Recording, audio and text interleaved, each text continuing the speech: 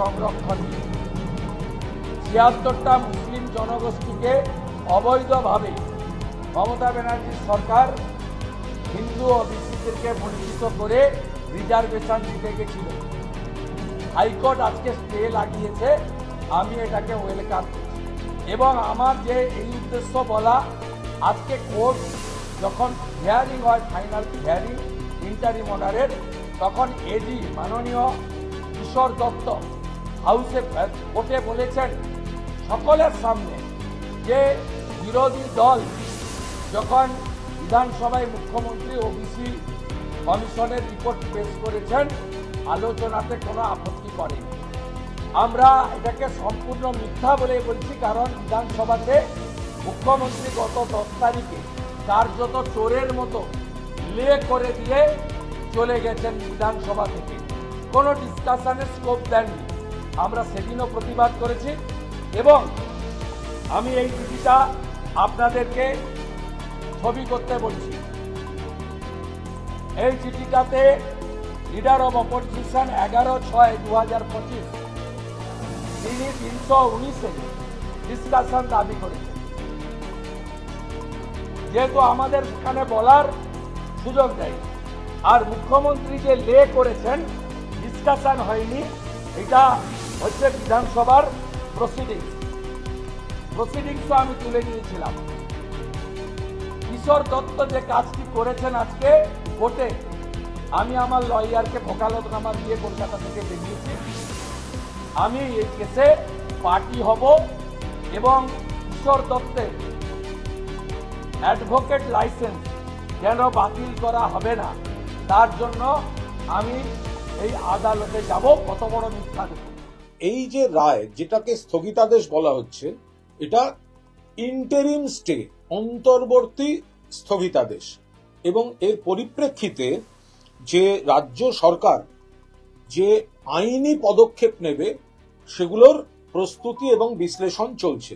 BJP এবং বিরোধী দলনেতা শুভেন্দু অধিকারী তারা হচ্ছে একেবারে অ্যান্টি ওবিসি, অর্থাৎ ওবিসিদের কল্যাণে, ওবিসিদের মঙ্গলে যে তারা নয়, এটা প্রথম দিন থেকে একদম পরিষ্কার যে ওবিসিদের কল্যাণ, যারা ওবিসি, যাদের এগুলি প্রয়োজন, যারা আর্থ সামাজিক ভাবে পিছিয়ে আছে, এই বিজেপি এবং বিরোধী দলনেতা তার বিরুদ্ধে তারা গোটা জিনিসটার সঙ্গে ধর্ম জড়িয়ে একটা বিকৃত প্রচার করে মূল যে সমস্যাটা সেইখান থেকে মানুষের নজর ঘুরিয়ে দিতে চাইছে।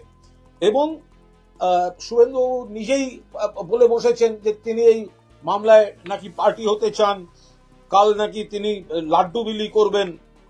আর অ্যাকচুয়ালি এই বিজেপির এই লোকেরা বা এই বিরোধীরা, এরা মানুষের ক্ষতি চায়। 26,000 চাকরি, সকলের চাকরি খেতে হবে, বাংলার টাকা আটকে রাখতে হবে, 100 দিনের টাকা আটকে রাখতে হবে, আবাসের টাকা আটকে রাখতে হবে, যেগুলো মমতা বন্দ্যোপাধ্যায় রাজ্যের ভান্ডার থেকে দিচ্ছেন। অর্থাৎ আবার যখন মমতা বন্দ্যোপাধ্যায় এই সুপ্রিম কোর্টের যে 26,000-এর চাকরি চলে যাওয়ার রায়, সেটা থেকে ঠেকাতে যখন রিভিউ পিটিশন হচ্ছে, তখন যখন মমতা বন্দ্যোপাধ্যায় একটা রিলিফ দিচ্ছেন, গ্রুপ সি, গ্রুপ ডি, তারা একটা মাসে এই সাহায্যটা পাবে, সরকার দেবেন তাদের পরিবার চালাবার জন্য, তারও বিরোধিতা করে এরা। যখনই দেখা যায় যে বিজেপি কোনো একটা ওত পেতে বসে আছে, বিজেপি রাজনীতি করতে চাইছে এবং তাদের হাতিয়ার হয়ে ওঠে কোর্টের যে রায়গুলো, তার মধ্যে আমরা দেখতে পাই এমন একজন বিচারপতির নাম, সেই বিচারপতি আজও এই রায়ের সঙ্গে অন্যতম তিনি জড়িত।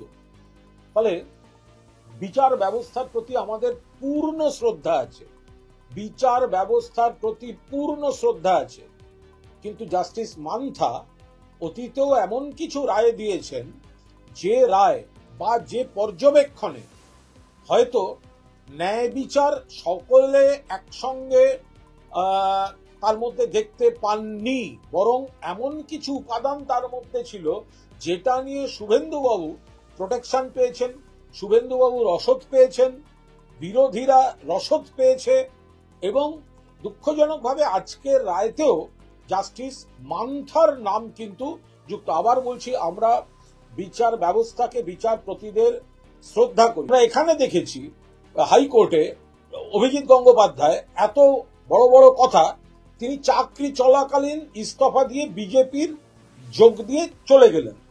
অর্থাৎ আমরা বিচার ব্যবস্থাকে সম্মান করতে চাইলেও করছি, কিন্তু কয়েকজন বিচারপতি, আমরা খুব দুঃখের সঙ্গে বলতে বাধ্য হচ্ছি যে যাদের অর্ডার এবং পর্যবেক্ষণ বস্তুত শুভেন্দু অধিকারী বা বিজেপিকে নানাভাবে রাজনীতি করার রসদ জুগিয়ে দিচ্ছে।